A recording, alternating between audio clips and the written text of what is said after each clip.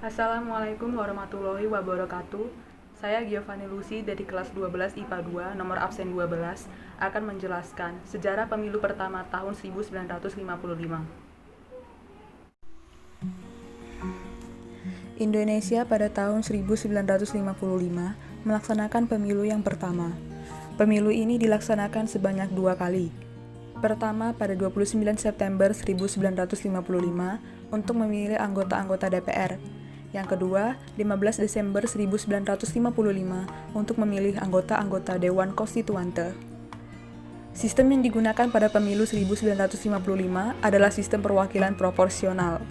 Berdasarkan sistem ini, wilayah RI dibagi dalam 16 daerah pemilihan, walaupun pada akhirnya daerah ke-16 yaitu Irian Barat gagal melaksanakannya karena daerah tersebut masih dikuasai oleh Belanda. Jadi, dalam perwakilan proporsional itu, setiap daerah pemilihan akan mendapat sejumlah kursi atas dasar jumlah penduduknya. Dengan ketentuan, setiap daerah berhak mendapat jatah minimum 6 kursi untuk konstituante dan 3 kursi untuk parlemen. Pemilu ini sering dikatakan sebagai pemilu Indonesia yang paling demokratis karena diikuti 29 partai dan perseorangan. Jumlah kursi DPR yang diperebutkan berjumlah 260, sedangkan kursi konstituante berjumlah 520, ditambah 14 wakil golongan minoritas yang diangkat pemerintah.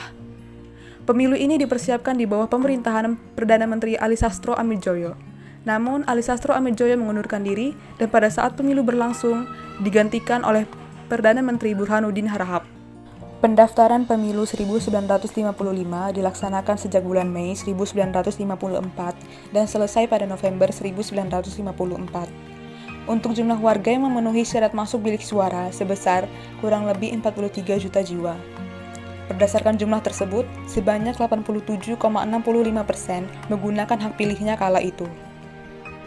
Jika sekarang, anggota TNI dan Polri tidak boleh ikut memilih, pada pemilu 1955, anggota TNI APRI diperbolehkan menggunakan hak pilihnya sesuai peraturan yang berlaku pada saat itu.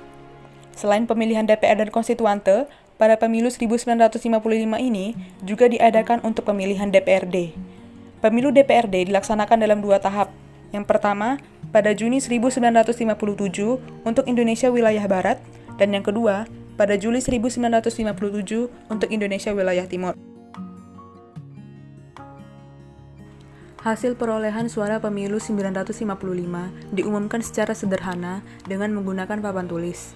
Pada papan tulis tersebut terdapat 28 kontestan yang berhasil memperoleh kursi di DPR. 5 besar partai pemenang pemilu 1955 adalah PNI, Masyumi, NU, PKI, dan PSII.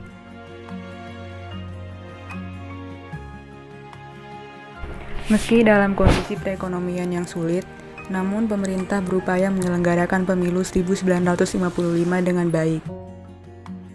Penyelenggaraan pemilu 1955 menelan biaya sebesar kurang lebih 479 juta. Dana sebesar itu digunakan untuk membiayai honor para panitia penyelenggara, sosialisasi pemilu, pencetakan surat suara, pembuatan bilik-bilik pencoblosan, serta distribusi surat ke seluruh Indonesia.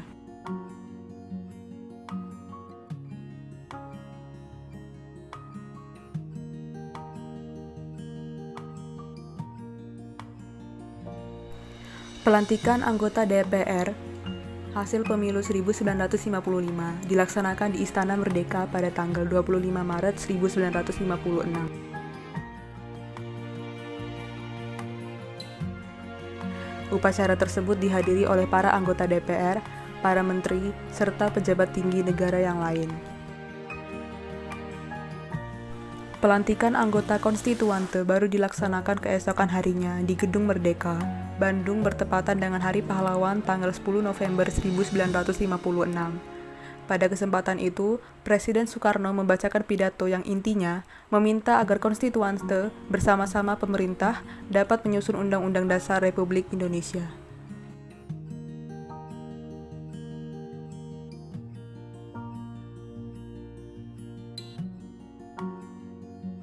Berdasarkan berita surat kabar, dapat diketahui hasil perolehan suara pemilu DPR, di mana orang-orang yang duduk di kabinet Burhanuddin Harahap tidak memperoleh kepercayaan dari rakyat. Oleh karena itu, Dewan Pusat Perbepsi menginginkan agar Kabinet Burhanuddin Harahap segera mengembalikan mandatnya.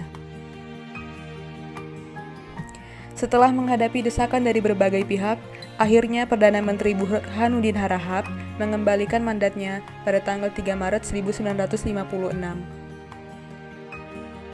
Presiden Soekarno kemudian menunjuk Formatur Alisastro Amidjojo untuk menyusun kabinet yang baru. Kabinet Alisastro Amidjojo dilantik oleh Presiden Soekarno pada tanggal 24 Maret 1956. Pemilu 1955 berhasil dilaksanakan dan menghasilkan DPR dan konstituante yang sah, namun tujuan utama pemilu tidak tercapai. DPR yang terbentuk melalui pemilu 1955 tidak dapat berfungsi dengan baik dan kemudian dibubarkan pada tanggal 4 Juni 1960 karena menolak RAPBN yang diajukan oleh pemerintah. Demikian pula dengan konstituante yang gagal merumuskan Undang-Undang Dasar, sehingga Presiden Soekarno merasa perlu mengeluarkan Dekret Presiden 5 Juli 1959 yang menyatakan berlakunya kembali Undang-Undang Dasar 1945.